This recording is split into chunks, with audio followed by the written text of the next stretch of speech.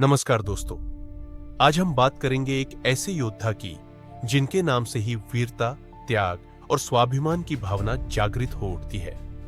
हम बात कर रहे हैं मेवाड़ के महान सपूत महाराणा प्रताप की। उनकी कहानी सिर्फ एक राजा की नहीं, बल्कि उस अदम्य साहस और दृढ़ संकल्प की है जिसने एक छोटे से राज्य को भारतवर्ष के इतिहास में अमर कर दिया।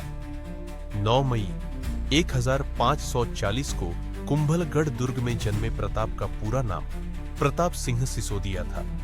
उनके पिता महाराणा उदय सिंह द्वितीय और माता महारानी जयवंताबाई थी। बचपन से ही प्रताप में नेतृत्व के गुण और अद्भुत शौर्य की झलक दिखती थी।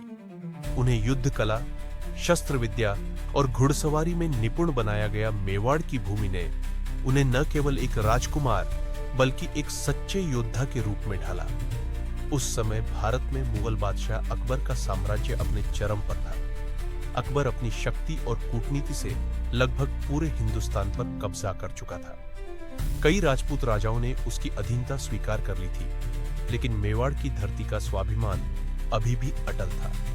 महाराणा उदय सिंह ने अकबर की अधीनता स्वीकार नहीं की और उनके बाद यह मशाल थामी। महाराणा प्रताप ने 1572 में महाराणा उदय सिंह के निधन के बाद परिस्थितियां और भी जटिल हो गई।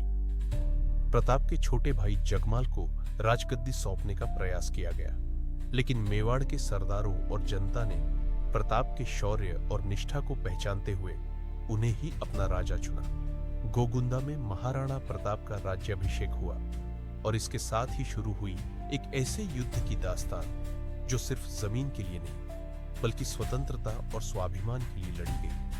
18 जून 1576 का दिन इतिहास में हल्दी घाटी के युद्ध के नाम से अमर हो गया। अरावली की पहाड़ियों के बीच यह युद्ध इतना भयंकर था कि जमीन खून से लाल हो गई। मुगलों की विशाल सेना के सामने महाराणा प्रताप ने अद्भुत पराक्रम दिखाया। महाराणा प्रताप का जीवन हमें सिखाता है कि स्वाभिमान, त्याग और स्वतंत्रता से बढ़कर कुछ नहीं।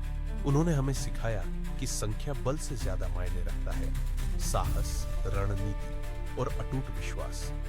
उन्होंने कभी हार नहीं मानी, भले ही परिस्थितियां कितनी भी विपरीत क्यों न हो। उनकी कहानी आज भी हर भारतीय को प्रेरणा देती है।